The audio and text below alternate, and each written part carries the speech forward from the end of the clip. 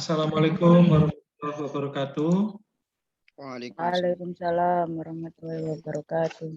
Alhamdulillahirrahmanirrahim. Semoga teman-teman sehat ya.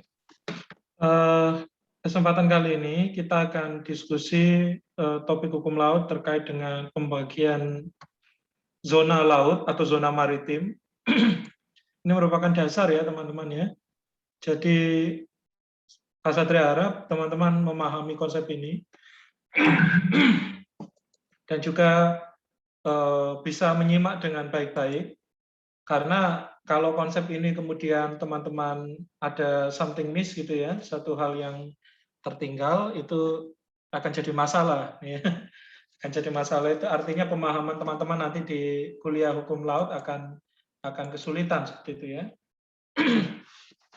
Yang pertama, Pak Satria ingin menegaskan bahwa perbedaan hukum laut publik internasional dan hukum laut perdata internasional.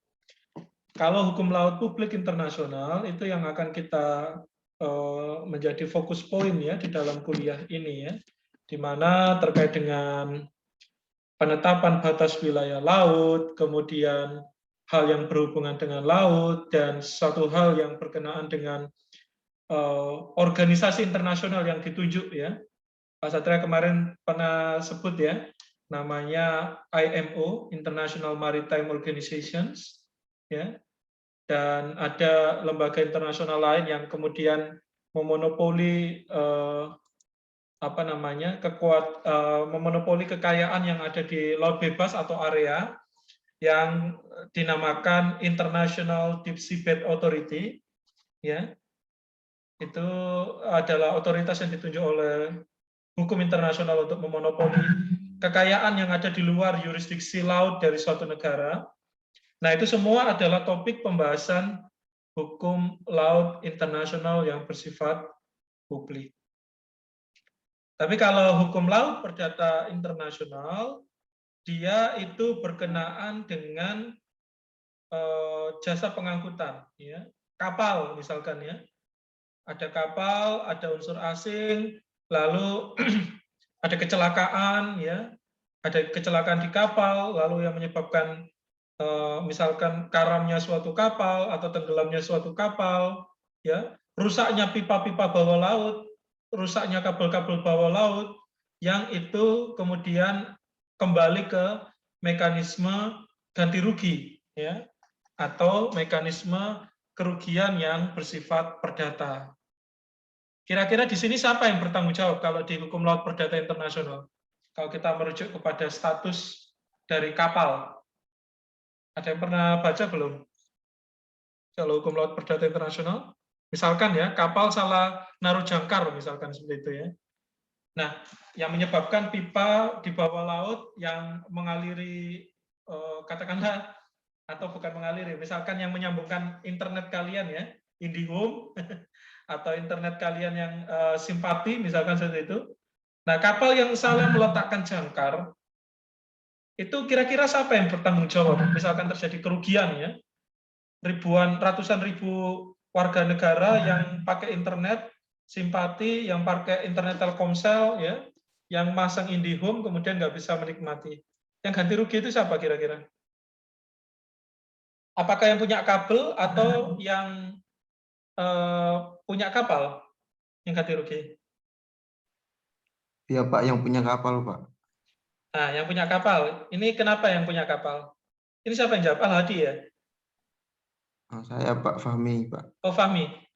Oke. Kenapa Fahmi yang punya kapal yang harus ganti rugi? Fahmi. Kalau buat saya karena itu yang punya kapal kan yang punya tanggung jawab atas itu, atas kapalnya. Jadi atas kru-krunya yang salah menaruh jangkar atau lain-lain kan tetap pada ketua atau kaptennya yang bertanggung jawab Pak. Itu sih kalau menurut saya. Nahkodanya gitu ya? Iya Pak. Kalau kapalnya itu kapal luar negeri, berarti gimana? Ada unsur asing nggak di sana, Mas Fahmi? Oh ada Pak. Kalau kapal luar negeri itu nanti urusannya ke antar pemerintahan nanti kayak Menteri Kelautan gitu. ngurusnya kan. Mungkin seperti itu Pak kalau yang saya pahami sejauh. Bagus. Berarti tandanya apa itu? Tandanya dia kapal luar negeri atau tidak itu apa sebenarnya? Oh, kalau dari tanda kan kalau macam kapal luar negeri yang masuk kan minimal semua kapal itu kan punya bendera negaraannya masing-masing, Pak. That's it. Itu yang saya maksud ya. Betul, 100 Fahmi ya, ambil sepedanya. Ya. Nanti Itu aku yang Pak ngambil, Pak. Satria maksud ya. Status kapal bendera itu sangat menentukan status keperdataan juga di dalam kerugian yang timbul ketika terjadi accidents di atas kapal. Maka sebelum pelayaran itu dimulai perlu dipastikan apa? Satu, kesehatan kapal. Nah, ini nanti yang bertanggung jawab Syah Bandar ini ya. Syah Bandar ya, yang menentukan kesehatan kapal, kesehatan dalam tanda petik ya, kelayakan kapal itu untuk berlayar, kemudian izin-izin registrasi yang dimiliki oleh nahkoda kapal, kapten kapal. Yang kedua adalah dipastikan juga jalur navigasinya. Jalur navigasi itu kenapa Pak kok dipastikan? Karena di sana sebenarnya clear. Di jalur navigasi, apakah ada kabel-kabel bawah laut atau pipa-pipa bawah laut? Ya, jelas dalam konteks ini kalau itu digunakan jalur navigasi, otomatis dia sebenarnya tidak ada kabel-kabel atau pipa-pipa bawah laut. Ya. Apalagi kemudian kalau menimbulkan kerugian, ya, menimbulkan misalkan sampai kapal tenggelam atau kabelnya tadi putus dan lain sebagainya, maka tanggung jawab keperdataan itu terletak pada bendera kapal. Tadi seperti disampaikan oleh Mas Fahmi. Untuk menunjukkan apa? Tidak hanya siapa yang bertanggung jawab, dalam artian tadi disebut Mas Fahmi ada Kementerian Kelautan, tidak hanya itu, tetapi juga yurisdiksi hukum mana yang berlaku, rezim hukum mana yang berlaku, dan pengadilan mana yang berwenang mengadili. Nah, isu-isu keperdataan laut itu terkait dengan hal itu, ya, tentang Lex Loci Forum, ya, pengadilan mana yang digunakan, terus terkait dengan hukum mana yang berlaku dan lain sebagainya. Itu ya, teman-teman ya. Jadi prinsipnya hukum laut perdata internasional itu sebenarnya adalah hukum perdata nasional. Ya, dia hukum perdata nasional yang punya unsur asing, ya, dengan adanya apa? Foreign element, ya. Ini ya teman-teman ya. Ini ya, ada unsur asing, elemen asing. Sehingga dia tidak masuk kategori hukum internasional. Ya. Bisa dipahami sampai sini? Atau ada pertanyaan baru? Silakan kalau jika ada pertanyaan baru. Bisa dipahami? Fahmi? Alhamdulillah bisa, Pak, bisa. Oke, good. Ya, selanjutnya. Nah, ini ya yang Pak Satria maksud kalau kita membahas tentang hukum laut internasional publik, ini adalah wilayah laut ya yang kita kenal. Jadi yang mungkin dilihat oleh mata kita adalah perairannya ya, padahal di perairan di bawah laut ya itu ada tanah ya. Misalkan mid-range ocean ya. Lalu pulau gunung api, gunung di bawah laut ya. Yang ini jadi kasusnya Titanic gitu ya. Diana ini ya. Nggak kelihatan. Lalu Guyot, Abyssal dan lain sebagainya. Yang mana di sini sebenarnya ada sumber kekayaan alam yang luar biasa. Maka dari itu, hukum laut itu berusaha untuk membuat clear ya, membuat jelas mana yang itu merupakan rezim hukum laut internasional, mana yang rezim hukum laut nasional. Mana yang milik negara pantai dan mana yang milik hukum internasional. Kenapa, Pak? Karena kalau tidak diatur seperti itu, yang terjadi adalah konflik, ya. Yang terjadi adalah kekerasan dan lain sebagainya. Sehingga ini semua diatur ya oleh hukum laut internasional. Ya. Nah, ini yang perlu diingat ya. Ini nanti Pak Satria selalu menggunakan ini ya, istilah 1 nautical miles. 1 nautical miles itu 1 nautical miles sama dengan 1,85 km. 1 mil laut ya. Kalau 1 mil darat ya, 1 mil itu berapa ratus mil. Nah, itu kan biasanya kalian pernah mendengar istilah itu ya. Kalau di film-film barat itu kan gitu ya. Berapa jaraknya? Berapa ratus mil. Nah, itu kalau 1 mil darat sama dengan 1,6 km. Tapi kalau 1 mil laut, baik secara vertikal maupun horizontal, ya, baik secara vertikal maupun horizontal, itu sama dengan 1,85 km. Nah, dasar ini kemudian digunakan untuk standar mengatur distance atau jarak dari laut. Kalau udara beda lagi, ya. Yang dihitung apa, Pak? Kira-kira kalian kalau dengar istilah apa penerbangan itu apa yang diukur dari apa? Di ruang udara itu apa kira-kira? Pernah dengar? Not, Pak. Knot ya, Knot. knot atau kaki gitu ya, feet ya. Feet. 1000 kaki di atas permukaan laut. Itu kakinya siapa semua itu? Kakinya siapa semua yang diukur di sana? Enggak, itu istilah saja ya. Itu istilah saja, baik vertikal secara ataupun horizontal, dia adalah ketinggian gitu ya, ketinggian dan juga jarak gitu ya, agar tidak terjadi tubrukan pesawat. Nah, teman-teman, kapal pun juga sama, di laut pun juga sama ya. Ada namanya jalur navigasi, ya, jalur pelayaran yang kalau itu tidak dipatuhi akan terjadi crash atau kecelakaan di laut. Tentu ini suatu hal yang tidak diperkenankan ya, atau tidak diinginkan karena dampak kerugiannya luar biasa besar gitu ya. Oke, jelas sampai sini. Nanti kalau Pak Satria bilang 12 nautical miles, ya dikalikan saja 12 kali 1,852. 1,8 lah kalau di atau 1,9 kilometer gitu ya. Kalau dibulatkan ya, ada pembulatan gitu ya. Jadi tenang, tapi ini bukan masalah hitung-hitungan.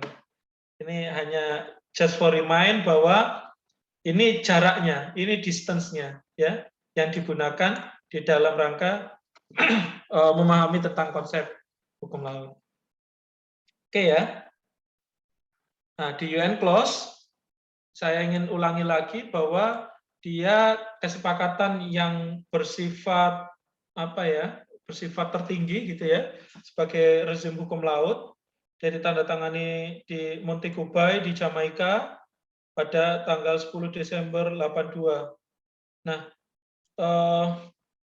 UN Clause ini kemudian menjadi norma hukum internasional tertinggi atau sering disebut sebagai Jus Cogens, ya, Jus Cogens.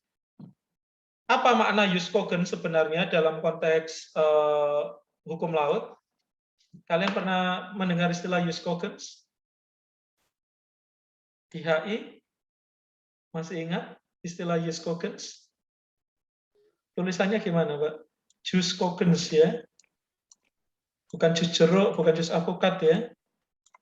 Dia Jus Cogens. Apa ini Jus Cogens? Ada yang pernah menyimak istilah ini?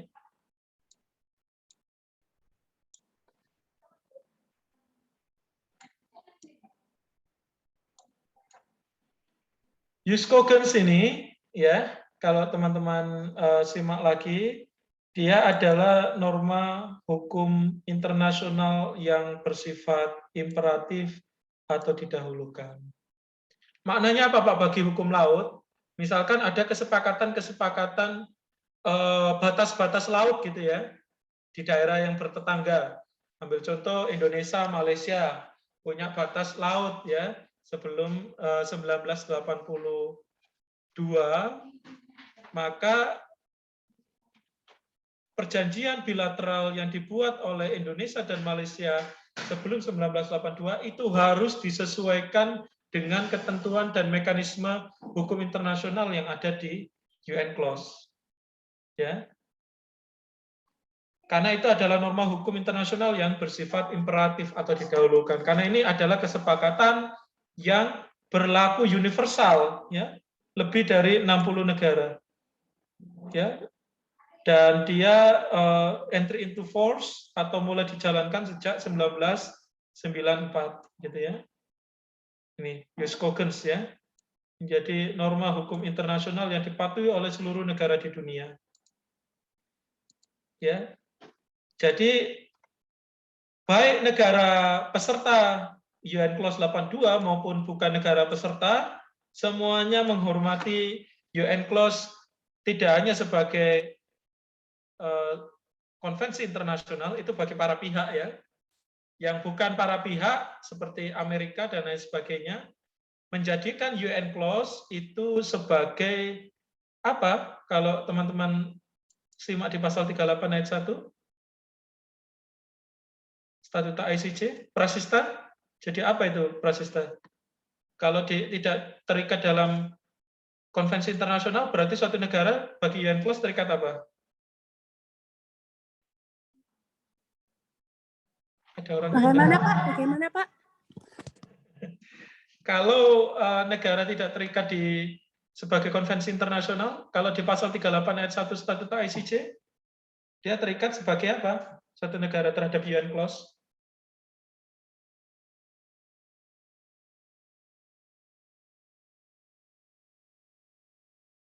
Terikat apa? Tetap terikat pada perjanjian tersebut, Pak. Kalau bukan para pihak, kalau bukan para pihak. Penandatangan apa ya namanya ya? Sudah Lupa Pak namanya Pak. Ayo yang lain. Kalau suatu negara tidak terikat sebagai perjanjian internasional, maka negara tersebut terikat sebagai apa? Di dalam kaitannya dengan UN Clause? Sebagai pasal 38 ayat 1 Statuta ICJ? Sebagai apa?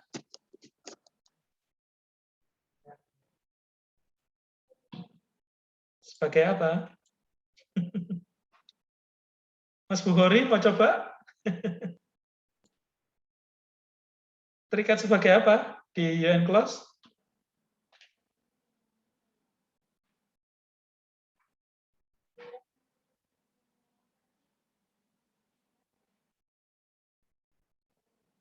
Lupa. Dulu enggak tahu, sekarang lupa ya.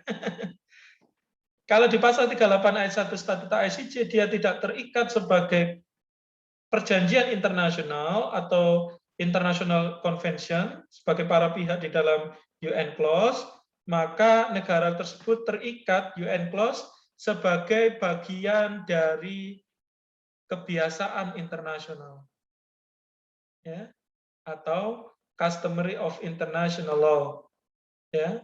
Jadi UN Clause itu dipatuhi tetap sebagai kebiasaan internasional. Untuk apa, Pak? Kebiasaan internasional untuk aktivitas di atas laut atau aktivitas di dalam rangka penguasaan atau eksplorasi eksploitasi di bawah laut. Ya. Amerika Serikat, for your information, FYI, ya. Untuk kalian ketahui, Amerika Serikat sampai saat ini belum meratifikasi UN Clause. Kepentingannya apa, Pak? Kepentingannya adalah mengeksplorasi dan mengeksploitasi kekayaan alam yang ada di area atau high sea, ya, atau dia yang memiliki rezim hukum internasional. Asal dengan tujuan damai kan bisa dimanfaatkan kan seperti itu ya. Nah, area atau high sea itu digunakan oleh atau dieksplorasi oleh Amerika dengan sebaik-baiknya. Kenapa, Pak? Karena dia punya alat-alatnya. Karena dia punya sumber daya manusianya, sehingga bisa mengeksplorasi wilayah tersebut. Nah, kalau nggak punya sumber dayanya, nggak punya sumber daya manusia maupun alat dan teknologinya, maka negara tersebut apakah masih bisa menikmati, Pak? Bisa, tapi dia dibagi rata gitu ya, oleh tadi ya, lembaga internasional yang sudah Pak Sedra sebut di awal, yaitu International Deep Seabed Authority. Dia yang bagi rata. Karena nggak mau dibagi rata, maka Amerika kemudian tidak ratifikasi. Tapi tetap keterikatan Amerika terhadap UN Clause itu sebagai customary of international law. Sebagai kebiasaan internasional. Dipahami sampai sini?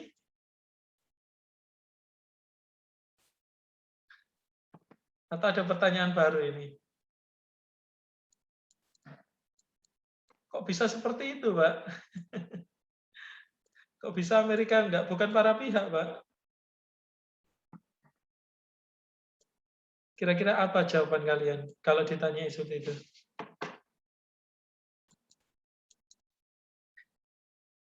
Ya, seperti yang Pak Satria sampaikan tadi ya, logikanya. Walaupun ini anasir politik internasionalnya cenderung lebih besar daripada anasir hukum internasionalnya. Ya.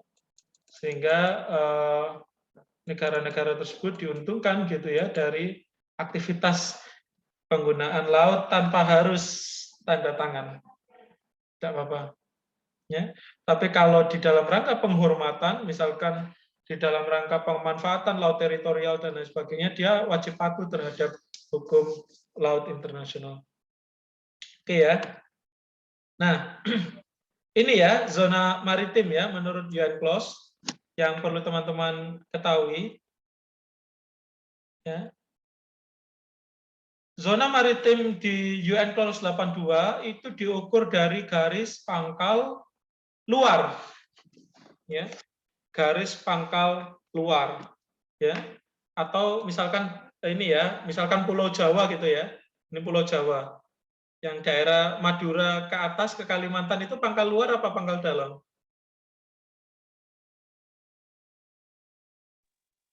Yang di mana itu, Pak? Di lautnya, kita ngomong hukum laut. Oh. Di rumahmu, Patri, di rumahmu. Nah, itu pangkal luar atau pangkal dalam yang menghadap Kalimantan itu katakanlah seperti itu ya. Yang Kangean menghadap Kalimantan misalkan. Itu garis pangkal luar atau pangkal dalam? Luar. Masa pangkal luar? Benarkah pangkal luar?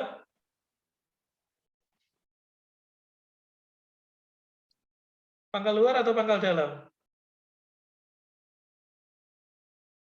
Pangkal dalam, Pak, karena itu masih di dalam bagian wilayah Indonesia, masih bukan di luar perbatasan Indonesia. Oke, good ya. Pangkal dalam masih. Dia karena apa berhadapan tadi laut-laut sebelahnya itu masih laut yurisdiksi Indonesia. Laut Kalimantan itu masih laut Indonesia ya. Laut Jawa itu masih laut Indonesia. Kanan kiri atas bawahnya masih laut Indonesia. Sehingga dia disebut laut pedalaman atau internal waters atau laut kepulauan atau dalam bahasa Inggrisnya disebut archipelagic waters. Baik internal waters maupun archipelagic waters itu kedaulatan penuh dari hukum nasional negara pantai. Ya, Pak Satria ulangi ya. Baik internal waters, laut pedalaman, maupun laut kepulauan, archipelagic waters, dua-duanya sama-sama berlaku kedaulatan penuh dari negara pantai. Sehingga bagi siapapun entitas yang menggunakan dan memanfaatkan wilayah tersebut, dia harus patuh kepada rezim hukum laut nasional dari negara pantai. Tetapi kalau lautnya ada di pangkal luar. Nah, misalkan gini, laut Flores yang menghadap ke Australia, kira-kira itu laut garis pangkal luar atau garis pangkal dalam? Luar, Pak. Pangkal luar, good ya. Laut Flores atau Rumahku itu Badri. rumahnya Fahmi ya? Nah, Rumahnya iya, Fahmi. Namanya Fahmi. Oke. Itu ya, Laut Flores yang menghadap ke Australia, ya, atau Selat Malaka ya, Selat Malaka yang berhadapan Malaysia. Kalian jangan nyanyi ya kalau saya sebut Selat Malaka ya. Nanti diteruskan lagi nanti jadi nyanyi Melayu ya. Ya, dia yang berhadapan dengan laut internasional atau jurisdiksi laut negara lain, itulah yang disebut garis pangkal luar. Nah, zona maritim yang dimaksud di UNCLOS ini, yang Pak Satria maksud di gambar ini adalah garis pangkal luar. Ya, dari pulau utama di mana titik yang disebut baseline, di sini ya disebut baseline, itu kemudian dimulai penarikan jurisdiksi dari rezim laut dari suatu negara pantai. Baseline ini ditarik pada pulau yang sifatnya terbentuk secara natural, alamiah, ya. Jadi jelas ya di sini ya, pulau palsu atau pulau reklamasi, dia tidak bisa ditarik garis pangkal ya atau baseline. Tetapi cukup bisa dimanfaatkan gitu saja ya. Artinya tetap boleh dibuat pulau buatan atau artificial islands atau pulau reklamasi, tetapi dia tidak menambah garis pangkal dari negara pantai. Oke ya, ini yang Pak Satria lingkari di sini, dia adalah baseline dari suatu negara, di mana titik paling rendahnya ini diukur pada saat laut sedang surut, ya. Diukur pada laut sedang surut, ya, dia kemudian menjadi titik awal dari suatu baseline. Yang nanti kalau disambung, itu menjadi yurisdiksi laut dari negara pantai. Gitu ya. Nanti Pak Satria akan ajari bagaimana cara penarikan baseline ya. Karena faktor alam ya, karena faktor abrasi, karena faktor alam, kemudian kondisi bibir pantai, kondisi batas laut dari garis pangkal luar itu berbeda-beda. Ya, ada yang normal baseline, ya, dia semua sisi titik dari pulaunya bisa ditarik baseline, atau penarikan garis pangkal langsung atau dikenal straight baseline. Nah, straight baseline sendiri dibagi ke dalam beberapa jenis ya, termasuk misalkan ketika ujung pulau suatu negara atau ujung pulau suatu negara pantai itu menjorok keluar dan menjorok ke dalam yang kemudian menciptakan cekungan ya. Cekungan ini kemudian disebut sebagai delta ya. Bukan delta plaza ya, tapi delta ya. Delta.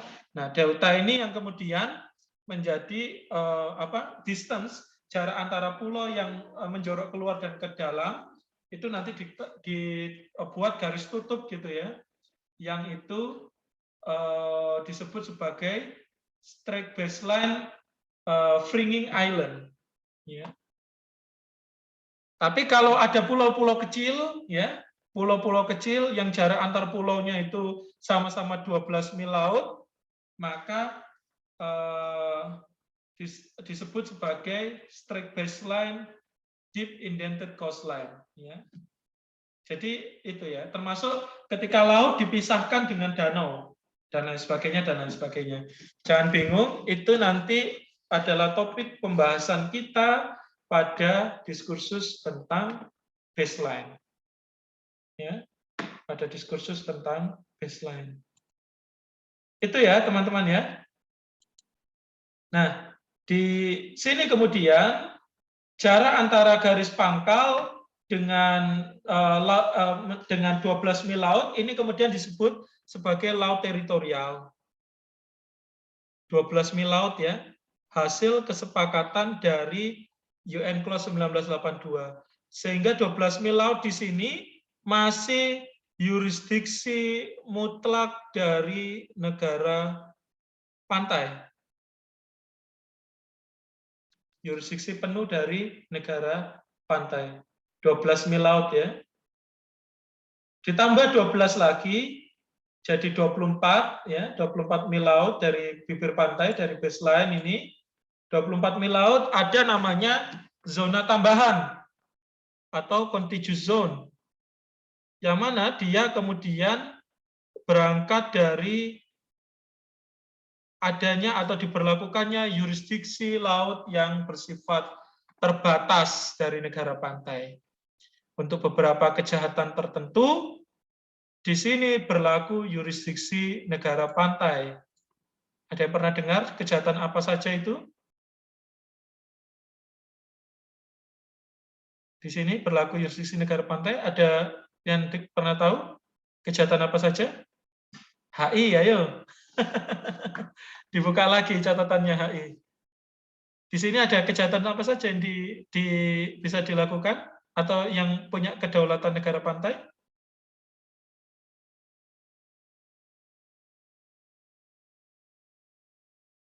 Di sini berlaku yurisdiksi terbatas di bidang kejahatan imigrasi. Ya ini diingat ya. Nanti kalau Pak Satria tanya lagi nggak tahu bahaya ini ya. Imigrasi, lalu kejahatan fiskal, ya, kejahatan mata uang atau fiskal, lalu kejahatan cukai, ya, bea cukai, ya, kejahatan tentang penyelundupan barang, misalkan yang dikenakan cukai atau tarif, itu juga bisa ditindak di contiguous zone, dan juga kejahatan kesehatan atau sanitary, ya, saniter, gitu ya.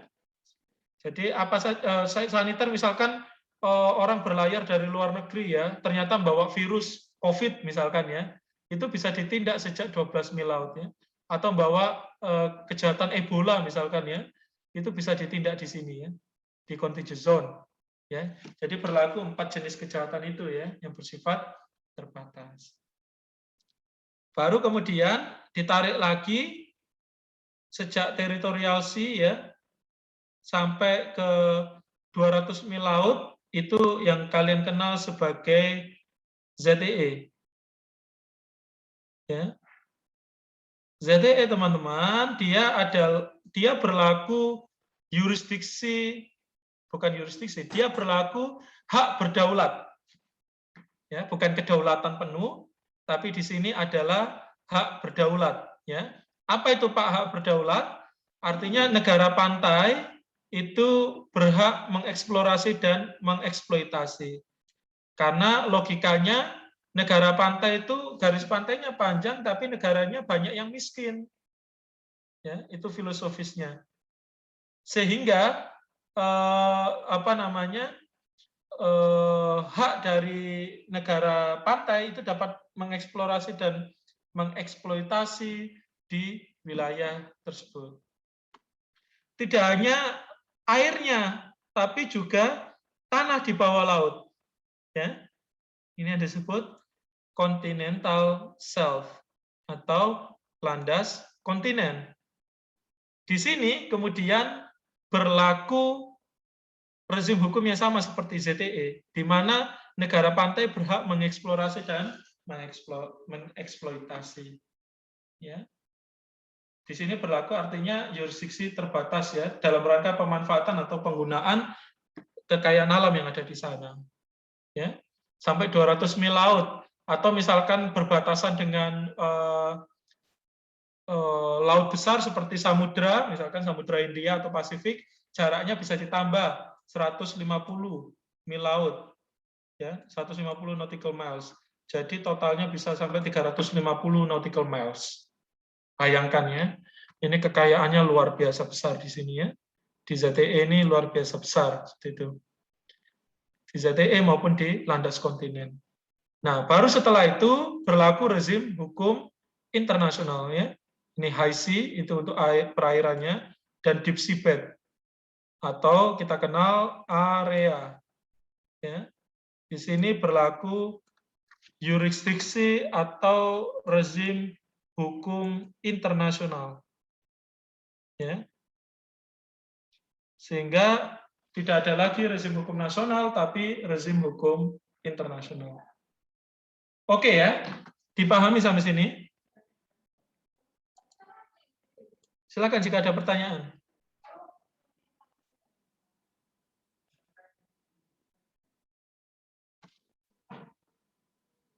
Belum ada? Nah ini kalau visualnya 3 dimensi atau 2 dimensi ya. Saya sebenarnya hanya just for remind saja ya, mengulang kembali ya apa yang kita sudah bahas di hukum internasional. Jadi dulu ada prinsip namanya barang siapa yang memiliki daratan dan lautan ya sampai 12 mil laut ya, maka jika ditarik ke atas sampai ketinggian berapa Pak? Sampai ketinggian berapapun, dia merupakan rezim hukum udara dari suatu negara kolong. Istilahnya beda ya. Kalau negara yang punya laut, dia negara pantai. Kalau yang punya ruang udara, dia disebut sebagai negara kolong. Ada prinsip hukum internasional yang dikenal apa itu? Kalau teman-teman ingat, namanya apa? Prinsip hukum negara kolong. Namanya apa? Prinsip hukumnya apa? Diingat-ingat ya. Cogus et solum, cogus et coelum ya. Barang siapa yang memiliki daratan dan lautan, ditarik ke atas, dia adalah rezim hukum udara dari negara kolong. Kenapa, Pak? Karena di dalam rezim hukum ruang udara dan luar angkasa berlaku prinsip kedaulatan mutlak dan eksklusif. Kalau kita rujuk di dalam pasal 1 Konvensi Chicago 1944, ya, ruang udara itu bersifat tertutup dan eksklusif. Sehingga ketika ada pesawat asing mau berangkat, dia harus mendapatkan izin dari siapa, Pak? Dari Air Traffic Control atau ATC, ya, yang merupakan otoritas dari penerbangan internasional dari suatu negara kolong. Kalau enggak gimana, Pak? Kalau enggak pesawatnya ditembak nanti ya. Pesawatnya bisa jatuh nanti ya. Ditembak oleh TNI AU ya, tadi ditembak oleh apa namanya Air Force gitu ya, atau penjaga ruang udara. Ya, jadi ada kaitannya ya antara hukum udara dan hukum laut ya. Tapi sampai 12 mil laut ya. Kenapa Pak kok sampai 12 mil laut? Karena di ruang udara itu tidak berlaku ZTE ya. Nggak ada ZTE kan, nggak ada ikannya kan. Masa di langit ada ikannya? Nggak ada kan ya. Dan tidak berlaku juga zona tambahan. Zona tambahan ini ada di mana? Kalau di ruang udara? Masih ingat?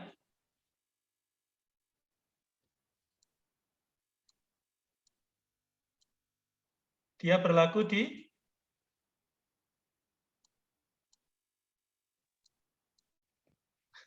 tulisannya pencong-pencong ini ya. Tidak tahu. Dia berlaku di international laws. Ini ada yang pernah keluar negeri enggak ini? Kalau daring jangan bilang ya. Sista ini pernah ke Taiwan tapi daring dia ya. Raganya tetap di Lamongan dia.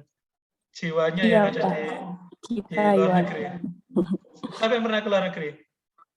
Harun? Harun ya? Saya pernah Pak ke Malaysia sama Bangladesh. Wah, mantap ini. Malaysia ini siapa ini? Sista. Oh, Sista. Kamu pernah ke Malaysia, Ya. Sista? Pernah Pak, 2019, Ayimun. Oh, Aimun. Sama Bangladesh? Ya, Bangladesh itu siapa ini? Sista juga Pak. Oh, Sista juga. Ngapain ke Ya. Bangladesh? itu Pak, apa TKI.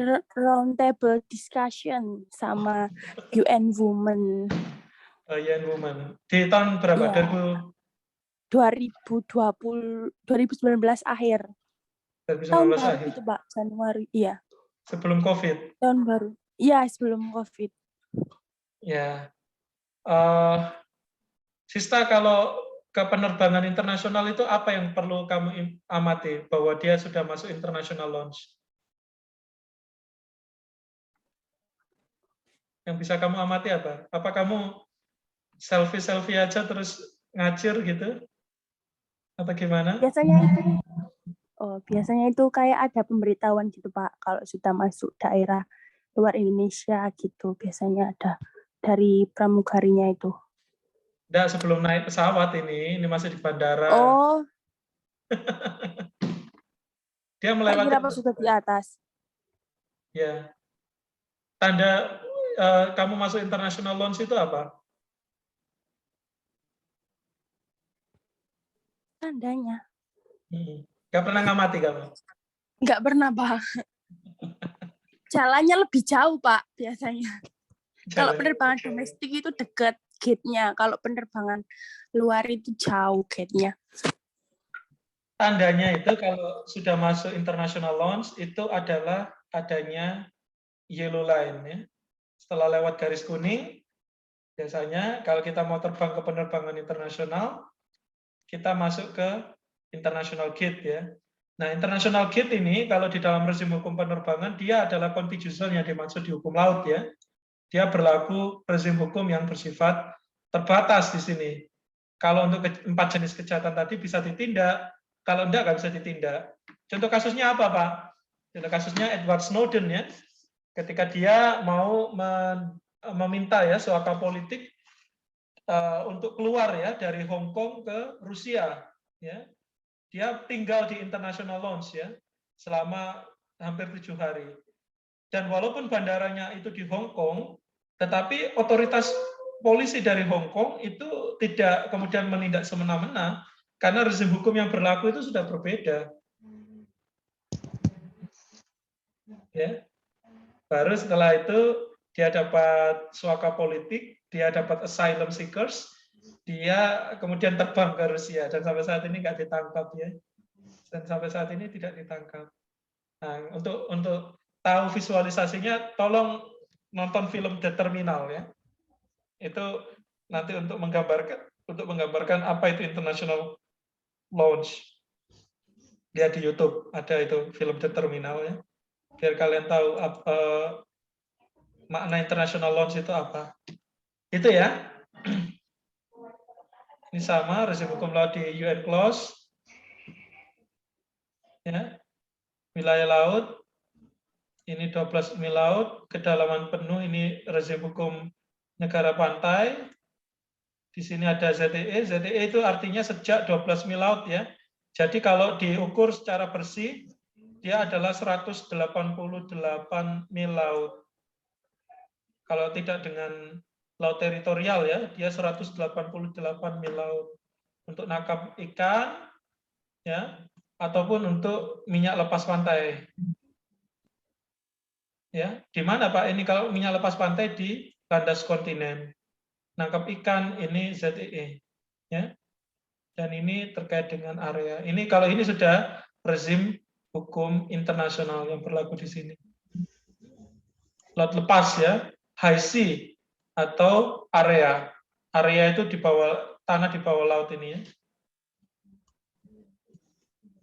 Ini ya di sini ya, di sini area. Nah, ini bisa dieksplorasi oleh rezim hukum internasional. Oke ya. Pak, mau nanya Pak. Ya, silakan. Itu kan tadi kalau udah di luar batas laut 200 meter ya Pak. Terus ada kejahatan 200 meter. 200 mil laut ya.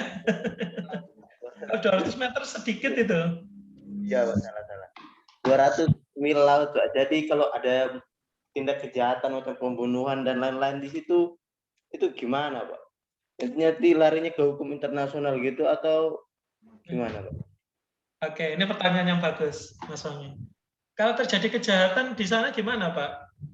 Kalau itu kejahatannya adalah mengganggu, obstruction dari hak negara pantai untuk menguasai wilayah ini, maka rezim hukum yang berlaku adalah rezim hukum negara pantai. Ya. Misalkan kapal asing itu kan nggak punya, misalkan kapal Vietnam ya, dia tangkap ikan di ZTE kita di Natuna. Apakah dia berhak menangkap ikan di sana? Kalau tadi bahasanya rezim hukum di ZTE itu adalah hak berdaulat gitu ya. Yang berhak menikmati siapa sih di sini sih? Di landas kontinen ini siapa?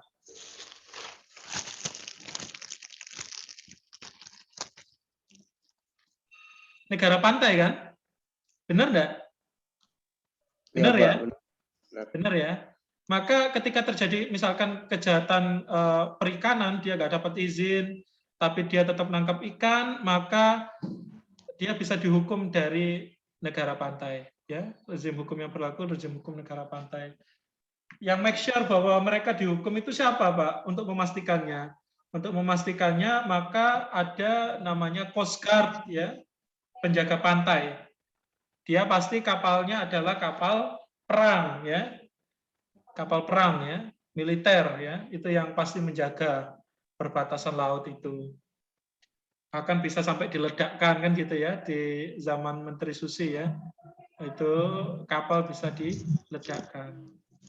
Tapi kalau terjadi kejahatan yang tidak dalam rangka mengganggu hak dari negara pantai di ZTE, nggak ada kaitannya dengan ZTE, misalkan tadi ada pembunuhan, lalu ada kejahatan-kejahatan pada umumnya lah, yang tidak masuk dalam rezim hukum laut internasional, maka rezim hukum yang berlaku adalah rezim hukum negara bendera kapal. Ya. Berdasarkan prinsip floating island theory, ya, teori pulau mengapung. Ya. Jadi rezim hukum yang berlaku adalah rezim hukum negara bendera kapal. Kejahatan di sana kayak ini ya, anak buah kapal kita, anak buah kapal yang warga negara Indonesia itu mayatnya dibuang oleh kapal Tiongkok misalkan ya, maka Indonesia minta tanggung jawab pidananya di mana, Pak? Ya minta ke Tiongkok. Karena apa? Karena kejadian peristiwa hukum tersebut terjadi di laut yang di kapal yang kemudian berbendera Tiongkok. Ya. Jadi yang berlaku rezim hukumnya di sana. Ya. Dipahami ya, Mas Fahmi ya? Ya Pak, dipahami. Nah satu lagi Pak, kalau macam ada kejahatan-kejahatan di laut lepas itu Pak, udah kan itu bukan negara pantai lagi kan Pak? Itu gimana? Nah ini bagus juga ini. Kalau terjadi kejahatan di sini gimana Pak? Di laut lepas, di high sea. Di sini dijaga bersama-sama oleh umat manusia. Bahasanya seperti itu ya. Artinya di sini ada semacam pasukan perdamaian gitu yang menjaga di laut ini. Yang mana terjadi kejahatan, misalkan kejahatan bajak laut misalkan ya, atau kejahatan-kejahatan lain, maka rezim hukum yang berlaku adalah rezim hukum internasional. Nah, di sini rezim hukum internasional. Pengadilannya di mana, Pak? Pengadilan yang bisa, katakanlah kejahatan bajak laut ya, di high sea, di laut bebas, ketangkep gitu ya, oleh pasukan perdamaian internasional, dia bisa diadili, disidang di pengadilan yang namanya ITLOS ya. International Tribunal Law of the Sea. Nah, itu kalau merujuk ke UN Clause, dia adalah pengadilan yang berwenang untuk mengadili katakanlah bajak laut atau kejahatan-kejahatan yang terjadi di laut lepas. Ya. Tapi tetap kalau kemudian kejahatannya terjadi di atas kapal, di mana kapal itu adalah kapal berbendera suatu negara, maka rezim hukum yang berlaku yang paling utama itu adalah rezim hukum negara pantai. Negara bendera kapal, gitu ya. Rezim hukum negara bendera kapal. Tapi kalau kejahatan-kejahatannya masuk kategori kejahatan internasional yang terjadi di laut lepas, yang kemudian di UN Clause itu diatur tentang bahwa kejahatan itu terjadi dan merupakan rezim hukum internasional, maka ITLOS yang berwenang untuk mengadilinya. Dipahami ya? Ya Pak, paham Pak. Oke, good. Itu ya. Ada lagi?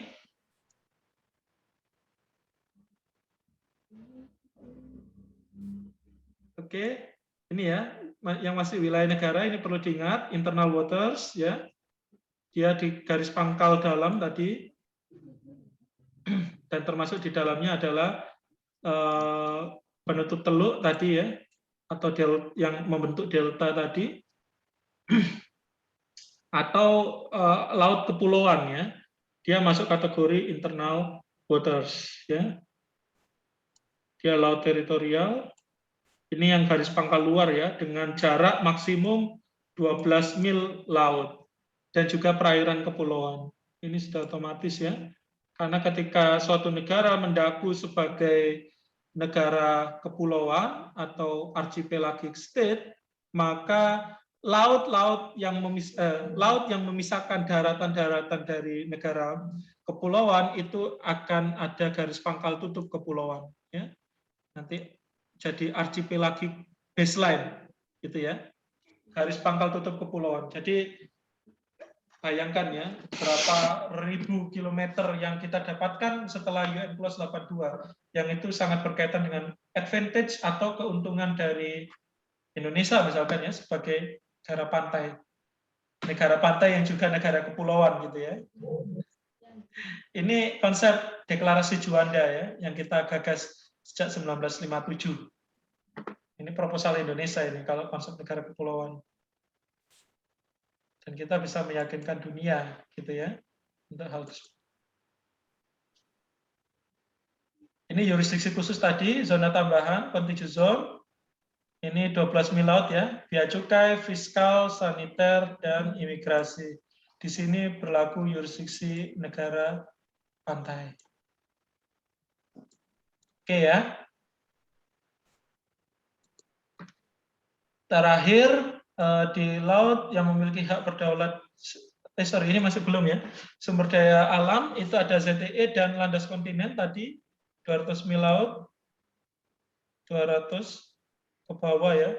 Kalau landas kontinen ke bawah, kalau ZTE itu perairan yang horizontal gitu ya. Tapi kalau landas kontinen itu vertikal. Dihitung dari mana Pak? Dari tanah yang menjorok ke laut ya. Sampai batas apa Pak? Sampai batas kalau ditarik ke atas dia 200 mil.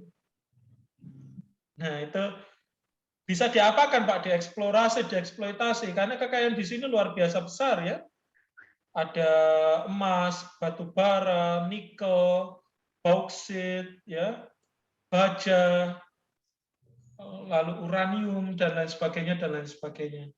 Ini justru yang paling kaya sebenarnya di laut ya, bukan hanya ikan ya, tapi juga tanah di bawah lautnya itu yang luar biasa memberi dampak keuntungan bagi negara pantai. Terakhir ya, laut di luar yurisdiksi nasional itu laut lepas tadi, high sea dan pedalaman ya, kawasan dasar laut internasional atau area. Dia digunakan untuk tujuan damai. Yang jelas satu digunakan untuk tujuan damai. Sehingga tidak ada konflik, tidak ada penguasaan dan lain sebagainya. Ya, kalau terjadi perang dan lain sebagainya, maka otoritas internasional di bawah PBB yang berhak untuk menyelesaikannya, seperti itu ya. Dia dimanfaatkan bersama oleh umat manusia atau disebut asas apa? Di pekan lalu, asas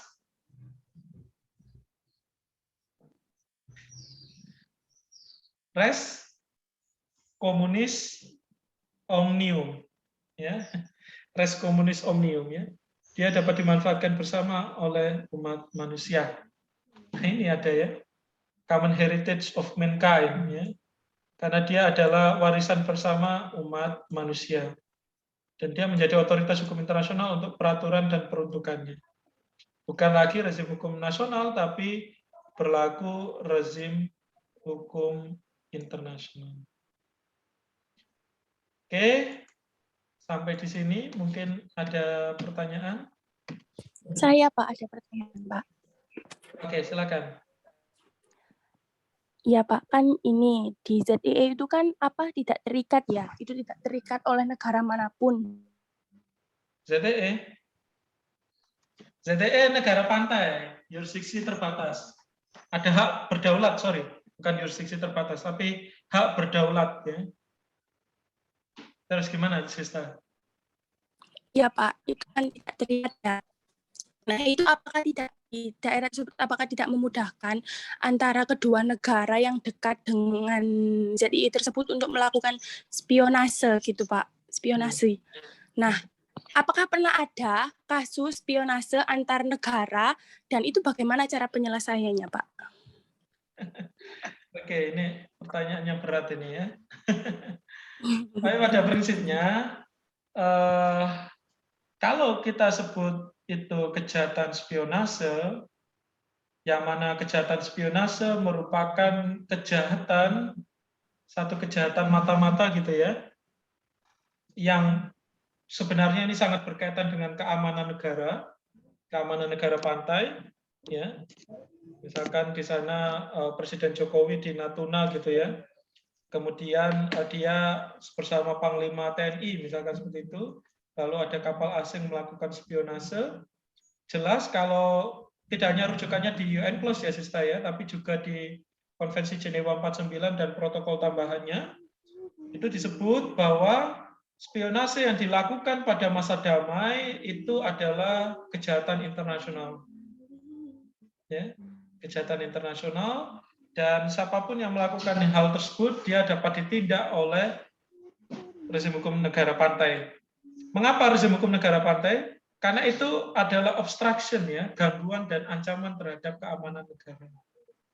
Ya, walaupun sebenarnya dalam konteks ini bisa berkaitan langsung dengan kerugian negara pantai di dalam rangka pemanfaatan ZTE atau tidak ada hubungan sama sekali. Ya, kerugian negara pada pemanfaatan ZTE, misalkan kalau spionasenya ditujukan untuk ini loh wilayah operasi atau wilayah pengamanan dari laut kita ya, untuk melindungi ikan-ikan kita, itu kan berkaitan dengan ZTE ya. Kalau isu data itu yang dicuri, jelas itu adalah spionase yang bisa kita tindak. Kalau nggak ada kaitannya sama sekali gimana Pak? Kalau nggak ada kaitannya sama sekali, lah itu pentingnya Coast Guard kita adalah kapal perang. Ya. Karena kapal perang dapat melakukan penindakan hukum secara langsung dan seketika. Di dalam UN Clause disebut sebagai right to hot pursuit, hak untuk mengejar dan hak untuk membawanya ke daratan kita untuk diadili. Ya. Kalau dia militer, dia akan diadili di peradilan militer. Kalau dia sipil misalkan atau bagian dari otoritas, dia akan menjadi satu sanksi berat di dalam konteks hubungan diplomatik. Jadi itu ya, Prasista ya, yang perlu dipahami tentang kejahatan di ZTE. Jadi sebenarnya ZTE itu peruntukannya adalah untuk dimanfaatkan oleh negara pantai, dan apabila ada entitas asing yang mengganggu pemanfaatan tersebut, dia dapat ditindak di sana. Artinya apa? Coast Guard, kapal perang kita itu bisa sampai maju 200 mil laut, bahkan di batas dari laut negara lain ataupun di laut internasional. Itu pentingnya kapal perang di sana, jaga. Kalau enggak, berapa banyak kerugian negara yang akan ditimbulkan dari kejahatan tersebut. Oke, dipahami Sista? Siap Pak, sudah paham. Siap. Mungkin ada yang lain yang mau bertanya? Saya Pak. Ya, Dias. Ya, saya mau tanya nih Pak. Ini pertanyaan agak lucu Pak. Nah, apabila ada di perbatasan wilayah bagian laut itu Pak. Contohnya seperti pertanyaan saya itu, apabila ada kapal asing yang ingin mencuri ikan atau melakukan kejahatan yang seperti disebutkan Sista tadi, apa nama tadi itu kan apabila spionase. itu apabila ditindak langsung pihak tentara kita atau polisi laut dengan langsung satu kali tembakan gitu Pak. Maksudnya nggak diadili langsung gitu loh Pak. Kayaknya ya terus kan ditembak langsung antara pakai senjata atau apa namanya bazooka gitu Pak. Biar langsung mati aja gitu loh Pak. Itu apa melanggar hukum apa namanya internasional Pak. Ya, penindakan itu terjadi jika ada serangan terlebih dahulu. Tapi serangan terlebih dahulu ke ZTE atau laut teritorial suatu negara itu adalah bagian dari agresi. Agresi militer itu adalah bagian dari kejahatan internasional. Ya. Ngajak perang itu ya. Ngajak perang ya, tembak gitu ya. Jadi yang Pak Satria maksud tadi red to hot pursuit adalah ketika kapal asing itu masuk ke sana, maka bagaimana kemudian Coast Guard ya, penjaga pantai itu dapat menggeret kapal-kapal asing tersebut dan disandarkan ke perairan yang terdekat ya, yang merupakan yurisdiksi dari negara pantai. Kalau enggak gimana Pak? Diusir ya. Diusir gitu ya. Diusir karena itu sudah bertentangan dengan prinsip-prinsip pelayaran internasional. Tapi kalau dia tembak duluan, kita bisa balas. Tapi ketika dia tembak duluan kita, maka agresi atau perang itu sudah mulai terjadi. Kalau sudah perang, dasar hukumnya tidak lagi di UN Clause 82, tapi di Konvensi Jenewa 1949, ya, serta protokol tambahannya. Ya. Kalau perang itu kalau penembakan itu dilakukan oleh kelompok separatis, Pak, misalkan Abu Sayyaf, itu gimana, Pak? Jelas itu adalah perang, tapi perang non-internasional atau disebut non-international armed conflict, di mana yang berlaku adalah protokol 1 dari Konvensi Jenewa 49. Sehingga jika kalah, jika ini bersalah, dia dapat diadili berdasarkan mekanisme di Statuta Roma 1998. Gitu ya dia ya. Iya, Jadi Pak. nggak bisa sembarangan karena semua ada dasar hukumnya itu. Boleh bertanya lagi, Pak? Internasional. Gimana? Boleh bertanya satu lagi? Boleh, silakan. Nah, kalau terkait dengan perompak, Pak. Ketika perompak itu melakukan perompakannya itu di laut maksudnya di laut bebas itu dari apa namanya? Bebas dari hukum suatu negara itu, Pak. Jadi di situ semuanya bebas, perairan bebas dari umum gitu, Pak, yang seperti yang Pak jelaskan tadi gitu. Apakah ketika perompak itu melakukan perompakan, contoh saja perompakan itu melakukan perompakan terhadap kapal Indonesia gitu, Pak. Apa yang dilakukan polisi kita atau apa namanya tentara kita ketika itu kan bebas gitu, seperti laut bebas itu otomatis kan hukumnya itu apakah melewati pakai hukum internasional atau hukum di suatu negara itu, Pak? Atau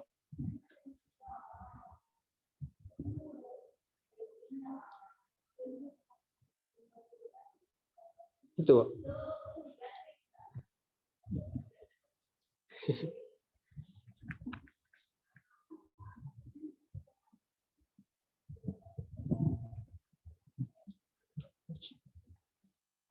Nggak ada suara, Pak.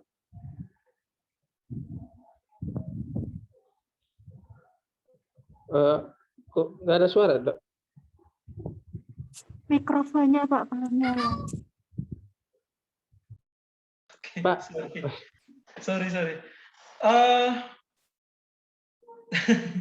Sudah ngomong banyak tadi. Oke, saya kembali ya. Yang berlaku di sini, Adia, kalau kita membicarakan tentang piracy, ya, atau bajak laut gitu ya, rezim hukum yang berlaku bajak laut, perompak atau piracy tadi adalah rezim hukum laut internasional. Mengapa, Pak? Karena bajak laut atau piracy dia adalah kejahatan yang diatur di UN Clause 1982. Simak pasal 101 sampai pasal 104 dari UN Clause 1982, dia mengatur tentang kejahatan bajak laut. Ya. Jadi langkahnya gimana, Pak? Kalau misalkan kapal kita ya, ini juga pernah terjadi kasus ya ketika kapal kita dirompak di Somalia ya, di perairan Somalia. Ini bertahan beberapa puluh hari, maka karena kita kan nggak punya kedaulatan di laut tersebut ya, misalkan ya, atau itu adalah rezim laut internasional. Kalau kita tidak punya kedaulatan di laut tersebut, maka militer kita atau otoritas kita wajib melakukan kerjasama bilateral penegakan hukum, ya, atau dikenal sebagai mekanisme mutual legal assistance, ya, atau mekanisme kerjasama bilateral teknis seperti itu. Sehingga kita punya kuasa gitu ya, atau kita punya kewenangan untuk menangkap perompak tadi walaupun bukan di laut kita. Itu satu ya.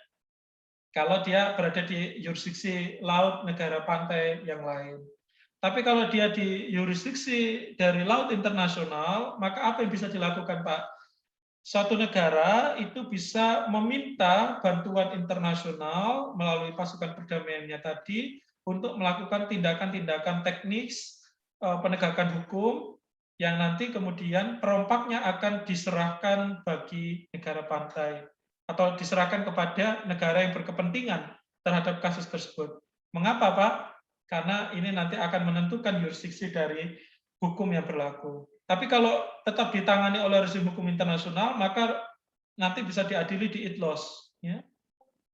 Dia diadili di Mahkamah Tetap Laut Internasional yang berkedudukan di Hamburg, di Jerman. Seperti itu. Gitu ya, Dia ya? Ya, Pak. Terima kasih banyak, Pak. Bisa dipahami. Oke, sama-sama. Ada lagi? Saya mau bertanya, Pak. Boleh, Ida. Silakan. Terus, Pak, pas kemarin kasusnya Nanggala itu kan katanya Indonesia kan dibantu sama negara tetangga terkait dengan kapal selam, Pak. Itu kan bisa saja kapal selam yang membantu itu mengeksploitasi lautnya. Apakah itu bisa dikatakan kejahatan, Pak? Untuk eksploitasi bagi kapal selam, Ida, itu sebenarnya kemungkinannya kecil ya. Karena kapal itu jenisnya banyak. Kapal selam yang membantu pencarian tersebut, dia tidak ada interest ya atau kepentingan untuk melakukan eksplorasi. Ya. Dan saya rasa wajar-wajar saja ketika kapal-kapal asing mau membantu, otoritas-otoritas asing mau membantu, itu dalam rangka solidaritas internasional. Ya. Jadi prinsipnya, Ida dan teman-teman, kapal-kapal asing ya, termasuk kapal selam, kapal perang dan lain sebagainya, dia dapat menikmati hak pelayaran internasional. Dia dapat bertindak di suatu negara lain jika negara lain minta ya atau request gitu ya, atau negara yang memiliki otoritas di kapal selam tersebut memberikan permintaan atau permohonan ya untuk membantu. Ya. Asal ada kesepakatan bilateral di antara kedua belah pihak, fine. Atau tidak perlu izin, Pak, kalau dia hanya tujuannya untuk berlayar. Ya, tapi harus terus-menerus dan tidak boleh berhenti. Nah, kalau berhenti, itu tadi bisa terjadi banyak kemungkinan, termasuk potensi untuk menyalahi ketentuan hukum laut nasional dari negara pantai. Jadi, fine-fine saja. Boleh-boleh saja seperti itu ya, tapi tidak boleh untuk eksplorasi. Dan saya rasa tidak ada interest untuk atau kepentingan untuk mengeksplorasi hal tersebut. Itu ya, Ida ya? Iya, Pak. Oke, saya rasa cukup ya teman-teman, karena ini juga akan sholat Jumat. Silakan teman-teman baca literatur atau referensi yang sudah Pak Satria sampaikan. Jangan lupa juga absensi di e-learning.